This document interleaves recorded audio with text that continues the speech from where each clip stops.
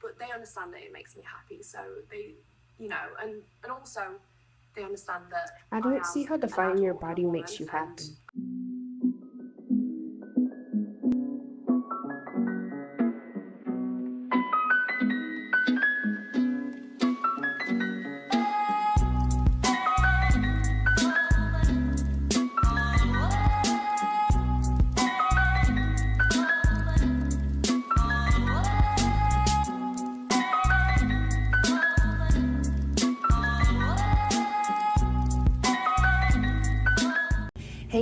Hey, what is up, guys? It is me, Cordasia, aka Discovering Q, and I'm back with a brand new video.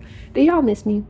I know I've been gone for quite a minute. I've been kind of living in doo-doo land for the past couple of months. If you tuned into this video, you are expecting to see my reaction about Lily Phillips. Lily Phillips is a very famous OnlyFans creator, and she got very popular for sleeping with 100 men in one day. So that was a unique experience. She had a lot of mixed reviews of what she did, especially from very well-known political commentators like Candace Owens. I think she sat down and had an interview with her. But I'm not going to be reacting to that interview. I'm going to be reacting to another interview with BBC where she sit down and kind of detail how she got into the industry and what her childhood was like. And I really wanted to kind of bring my own personal insight into it because I really do see myself in Lily Phillips because we're around the same age, we're from the same generation. And I feel like personally, if you're not, engaged in the word, this is where, this is how the world can kind of take you and it can kind of lead you in this way. You've said you had a picture perfect childhood, you got amazing parents, you've had a very happy upbringing. Yeah. So my parents live together. I have one older brother, and we just had the perfect upbringing in like a little village. No kind of past trauma or anything like that. My parents raised us perfectly. Yeah, just honestly, it was perfect. You say your parents are really supportive of what you do, and people just don't believe you when you say that. Yeah, so it's tricky really because they were super supportive when I went into OnlyFans. They understand that it makes me really happy. I'm not hurting anyone, I'm safe. So they thought, kind of, why not? It was only till I took things to the next level and started doing more porn and these kind of events that's when they don't quite support me doing these events, but they support me and they'll always love me and have my back. That's kind of how I describe it. And when you say they don't support you doing these events, what events are you talking about? Before they move on to the next question, let me see. I just want to bring up the fact that it's good that she has very supportive, like, you know, parents in her life who are, there for her regardless of what career choice she chooses. But I think as a parent, I don't know, I have to say shame on them for one thing, because I feel like as a parent, you would pull your kid aside and be like, "Hey, look, this is concerning to me. I I know there's something else that you can do with your life rather than defying your body, rather than displaying your body for everyone to see."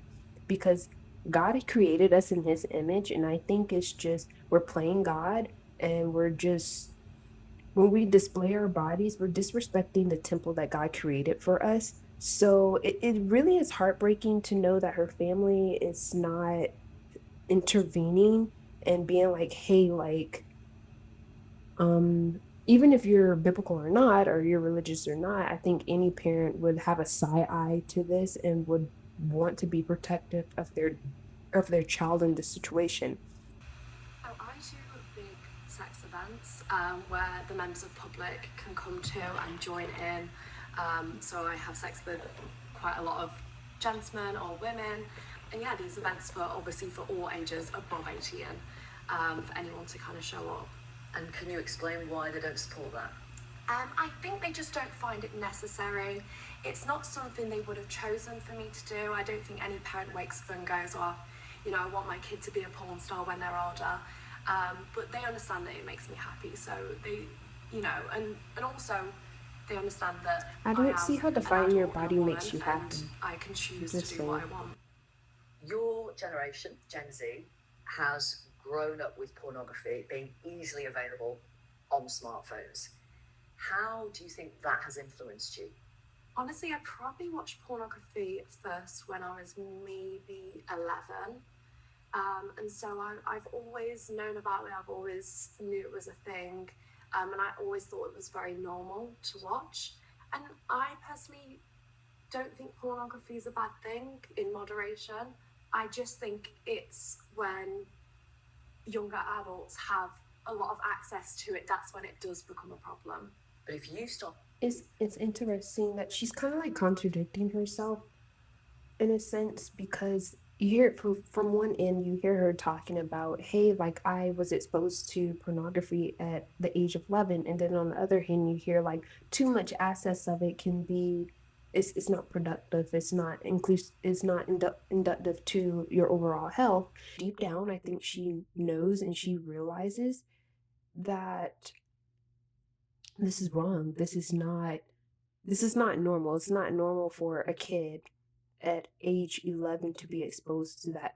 She's even more sure that like that does play a role into your brain activity and your brain chemistry. And because at the end of the day, you want to feed it. If once you are exposed to that kind of content, and I've been there before, like once you get exposed to that kind of content, you want to continue to feed your brain because it arouses you, and it's like dopamine, how should I say it? Like serotonin to your body.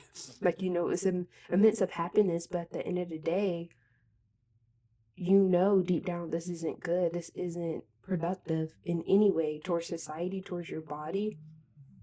So there's just, it's just very sad to see a woman my age, being exposed to this kind of industry, because there's so much to life to her than just her body, and you don't have to sell your body to be successful. You know what I mean? It would be a breakthrough to see someone like Lily Phillips be like, hey, like, I'm done with this. I don't want to do this. I want to turn my life over to God. I want to flip this around. And because she can impact a younger generation to turn their life over to God. I mean, that is so young. Yeah.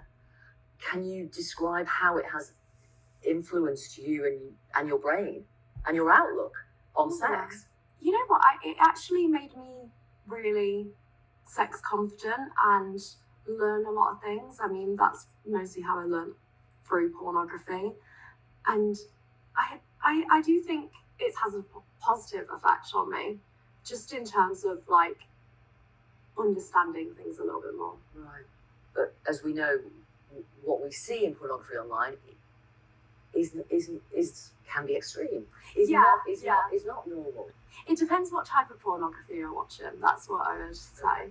When you look back and reflect on the fact that you had access to this pornography, and we're looking at it from the age of 11, and not just you, any Gen Z who's got a smartphone, does that suggest to you that maybe your generation has been let down by politicians or the tech companies or even parents? I think it's hard because sex is a part of life, and I don't. But not when you're 11. Right. But I think we should be learning from it from that age. I do believe that, because that's when you start to think about things like that. But learning, maybe not via learning, pornography. maybe not learning from pornography, but I do think understanding it more from that age would be helpful. At 11, come on, you're like still a kid. You're a child. You know what I mean? Like, you're not thinking. I hope so. I hope how social media is pushing certain content out there. I hope most 11-year-olds nowadays is not being exposed to that kind of content. But at 11, I don't know, like I wasn't even thinking about dating. I really wasn't thinking about boys at 11. I was just thriving and trying to be a kid. And that's the thing with our society nowadays. We're like maturing our kids way too young. The children's innocence is being stripped away. And this is why the innocence of children is so important, because it's teaching us that our faith should be as innocent as a child. We should be, when I think of like an infant and stuff and how they're so dependent on their mother and their father in order to thrive. That's how our faith and our guidance in the Lord should be. So it really breaks my heart to see our society is so hypersexualized to the point where our innocence is being stripped away. We can't be kids. You know what I mean? And she brings up an interesting point, like this is like sex pornography. First of all, none of us should be exposed to pornography. It's just too foul. It's it's not accurate change of events of what actually happens in the bedroom. You know what I mean? Sex is something that should be confined between a man and a woman, and not only that, that's a spiritual bond. You know what I mean? And that's something that we should be pushing to the Gen Z generation, is that sex is something between a marriage. You know, it's not something that you have to devour yourself and show to everyone. And I have nothing against Lily Pons. She seems like Lily Pons. What the heck? Lily Phillips. She seems like a very sweet girl. Like, she's very sweet. She's very respectful. I see how that she's treating this journalist Victoria Derbyshire. She is treating her with so much respect. Like she said, she didn't come from a household of trauma, but there was something missing there for her to continue into this relationship. Is there's something that she was missing within that family, that she had to outsource her emotions on social media in order to get attention. Can I ask, do you see yourself as a feminist? I do, yes. That's what's Yeah. wrong. In what way? And that's what's wrong with our Obviously, society. A feminist means you want equality between men and women. And that is honestly what I'm striving for. I mean, it shows me just being in this industry how we don't have that yet. And that is something I'd love to get to. A lot of feminists, not all, but some are anti. This is what's wrong with our society today, is the feminist movement itself. Like, there was a different generation back in the 1920s versus now, like 100 years ago versus now. Women rights that we fight it for back in the 1920s has been solidified today, and we no longer have that same fight. We have, how can I explain this? The issues that was surrounded back then in the day has been already set in stone in today's culture. So, for instance, the women's suffrage movement, where we're talking about equality within the workplace, we're already receiving that. Being a woman nowadays is a force of empowerment. There's many successful women within the workforce who are billionaires, who are millionaires, who have very successful careers. Not only that, we have the right to vote now. And there's so many things that we can do within our life as a woman that we didn't really have access to that back in the day. There was I remember in biblical times, like a woman's role, because of Eve was the first to sin on earth. People demonized a woman for even existing because they felt like a woman should be confined to a bedroom, are confined to a house, or confined at home doing household chores.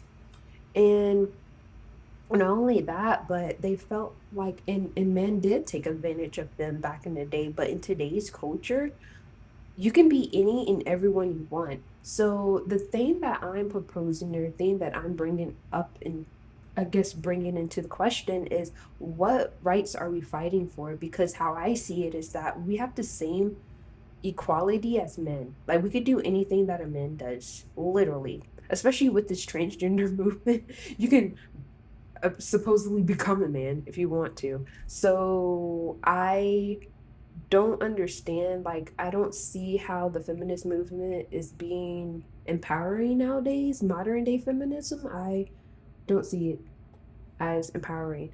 You are famous for having sex with 101 men in a day. It was documented in a YouTube film which has had 10 million views.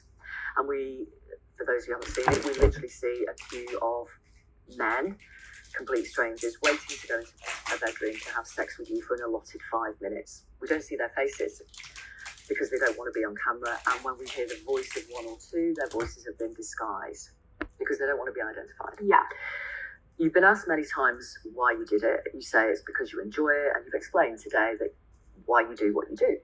What do you think of those men who turned up that day? I think of them as equal guys like me who are also enjoying sex and honestly just wanted to have a good time. They're obviously sons, brothers, boyfriends. Like, is it okay for them to turn up that day? I would say as long as they're not cheating on their partner, then yeah. And what do you think of those guys? What were they like? A lot of them were lovely, honestly. Just very, very regular guys. We had lawyers, we had policemen, we had, people flying from Sweden, Eurostar from France, a couple from America. Like, they were just bang average guys. And if your older brother or your dad turned up to be one of those 101 men to have sex with someone like you, what would you think of them? If they're single, it's their own free will to have sex with who they like, and all power to them. And why do you think they all wanted to be anonymous? I believe it's because a lot of them had jobs and family that they wouldn't want to find out that they do this, and I think that's totally fair. Do you respect those men? I do. I see them as regular men wanting to have a good time. I don't think too much deeply into who they are. I don't know. Do you think they respected you? I think a lot of them did. Not necessarily all because of them. if they respected you, But yeah. And how did you know that the ones Look, who if they respected her, if they truly respected her and were true friends of her, they wouldn't have even showed up to that event. Most of the reaction to what you did that day has been revulsion and also a lot of sympathy towards you. Let me read some of the comments underneath the YouTube film. This is the best anti-porn film I've ever seen. This is self-harm, and I've never felt more protective over a stranger in my life. What did you make of the reaction to it? Obviously, I really appreciate everyone's sympathy. I just wish we could have put that energy into someone who needed it. I really don't need the sympathy or the heartache or people being worried about me just because this is something I chose to do and this is my job, and it really is my choice, and I'm not being abused or made to do this or forced into or anything like that. A clip from that film of you crying after finishing having sex with all those men has been viewed millions of times on different platforms. Great. Why did you say great? Just because I'm an ugly crier. Oh. Of course that part goes viral. I've got the clip here. I'm going to This ask is the clip you that I to saw. watch it, and then I'll ask you That I'm about talking it. about. It's kind of like being a sense of like, it's just a different Feeling. I don't know how to explain it. Like, it's not like just having someone. yeah. Just one in, one out. Like, it feels intense. Like more intense than you thought it might. Definitely. Really. Sorry. Yeah, one minute.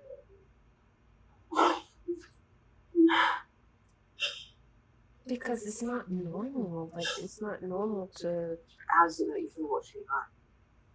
I just hate the sound of my own voice. But it's really upsetting. You were really upset.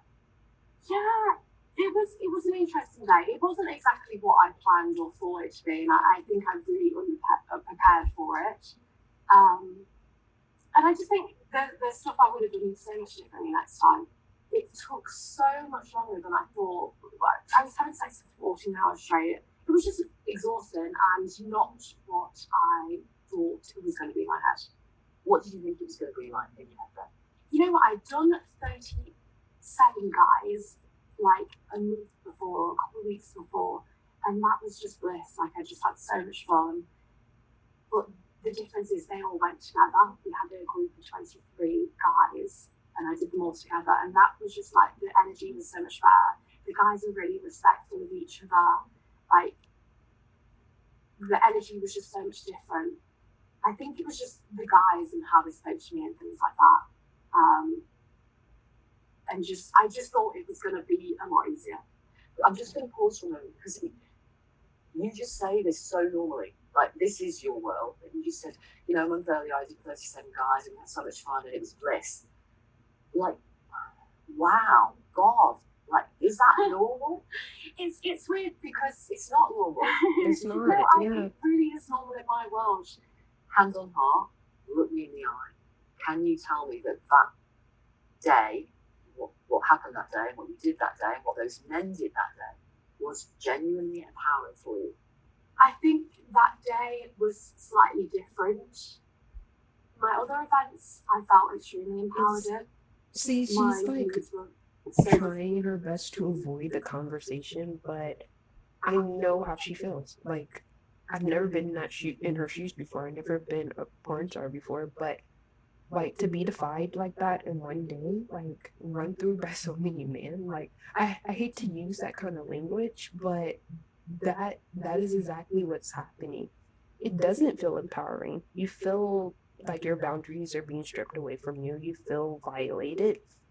You feel like defied as a woman, like, and this is a beautiful woman. She's very beautiful, very intelligent, very thoughtful, and I feel like she could be using her intelligence elsewhere instead of in the industry where you're feeding off temptation, where you're feeding into someone's shame, and that's why a lot of guys didn't reveal themselves in the camera, because they know what kind of shame or what kind of aftermath they can get, or what kind of heat they can get if they were found in a situation like this. It's not normal. It's not normal. And she's running away from a conversation because she know at the end of the day, like, that moment, maybe it wasn't a silent moment for her, but like she knows deep down that's not the case. I think any woman in her shoes, or any woman, would say that's not. And I heard she didn't really do a really good background check on some of these guys too. Not to say that this is okay, but like, ain't no telling what kind of STDs or what they could have gave her during that process. So yeah, I feel very sorry for her. I really don't have much to say about Miss Phillips. Like, it's just we have to be like very transparent and honest about what this industry really feeds into. I even wrote an article about this because, and I'm a blogger for Blexit. We have a new blogging page out there called Blexit Paul. So hey, check out my articles. And I wrote an article about this, how there's faith in the flesh, like people really monetize their body out there, and they really try to idolize man itself instead of God. And you know, it leads you into a very dark path. But anyway, we need before I end this video, I am going to be praying for Lily Phillips that she does turn her life around, because, you know, I personally feel like there's something that she didn't share in this video that obviously it's like there's an elephant in the room that she won't address, and that is, you know, there had to be something within her life or something where she felt like this is necessary for her to do. She wanted to hop onto the trend in order to make it a lifestyle for her. I don't know, it's just really sad to see a woman her age who's really being consumed by the media and being led this way, because eventually your age runs out, your beauty. She's beautiful right now, but she's going to age, you know, and there's going to be a point where she has to hop out of the industry. And where do you turn to once you get out of the industry? I don't know, if she invests wisely while she's in the industry, maybe she'll be okay, but there's no amount of money in the world that is going to supply your happiness like God does. I am going to end off this video with a couple of quotes or a couple of scriptures in the Bible that is very relevant to this topic itself. And so yeah, let me hop into it real quick. Galatians 5:1, it says, "For freedom Christ has set us free. Stand firm, therefore. Do not submit again to the yoke of slavery." I feel like she has grown accustomed to what being a follower is of this world means, And it's no hate on her. It's no hate on her. I hope that she does find God. But this is what this is what the world feeds you. It makes you feel like you can find happiness through displaying your body out to the world, monetizing your body. And that is not true. So, as Christ, as followers of Christ, as Christians, we are led to not be followers of the word of the world, but to be followers of Christ. And we need to stand firm in our faith. We need to be obedient in our faith. We need to choose God daily to avoid situations like this to happen. And I get it. Like I'm gonna be transparent. There were a point in my life where I was struggling financially and I wasn't choosing God first on my walk towards Christ. And I thought about this as an option. I was just like, should I? Because it's mainstream and I know I will make quick money. And that's when I know how I felt. I felt very low. Like you have to feel kind of low in order to do this for yourself and make a living for yourself. And so yeah, do not allow the things of this world to impact your relationship with the Lord. That's very significant. Do not allow the things of this world to affect how you feel about your relationship with God. Because at the end of the day, when all this is over, when judgment day comes, it's going to be you and him talking. You have to confess about what you did in the world that either served him or didn't serve him, what pleased him and what didn't please him. 1 John 4:4 says, "Little children, you are from God and have overcome them, for he who is in you is greater than he who is in the world." He calls us little children because we are sons and daughters of Christ. That's why I think it's so important to acknowledge that our faith should be like the innocence of little kids, because they have this dependence in their parents. And we should be having our dependence in our Father in heaven. He's pushing to us how significant it is to understand that we ourselves, we are created in God's image. We come from God. And we should be respecting our creation, this body that he created for us in order for us to thrive on this earth. So yeah. And anything that God created is far, far greater than what the earth can provide or what the world can provide.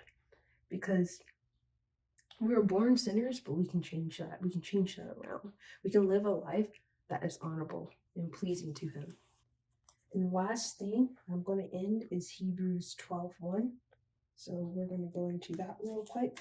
Therefore, since we are surrounded by so great a cloud of witnesses, let us also lay aside every weight, sin which clings so closely, and let us run with endurance the race that is set before us. This just reminds me, whenever you come face with sin, whenever you come face with sin, run from it. Flee from sexual immorality. And that's something that I'm learning on my journey towards singleness, is that anything that doesn't please God, run from it, run away from it, because we are not defined by our sin. We are not. And that's what dependence on the Lord kind of teaches me on my path towards him. Anyway, I hope this scripture and I hope this video does help someone who may be struggling in their faith. Ultimately, that's my goal here, is to make content where you feel driven to come back to the Lord, where you feel driven to figure out areas in your life where you may not be pleasing him. And I feel like Lily Phillips she's a beautiful woman. She's thriving. She has an influence behind her. I feel like she can turn that influence around and really impact the younger generation, Gen Z in general, my generation. But anyway, I gotta go because I have a flight I have to catch in a little bit. But I will catch y'all in the next video.